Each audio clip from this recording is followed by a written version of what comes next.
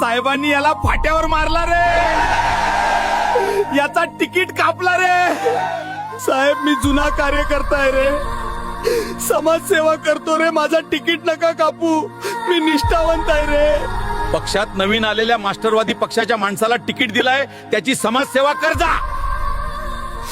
कसला जुना कार्यकर्ता? शेवटी यांना झक मारून पक्षाचाच काम करावं लागेल, नाहीतर संपले. येस येस बरोबर. मला नगरसेवक बनायचं आहे रे, मला फॉर्च्युनर पाहिजे रे. आता मी फॉर्च्युनर कशी घेऊ रे?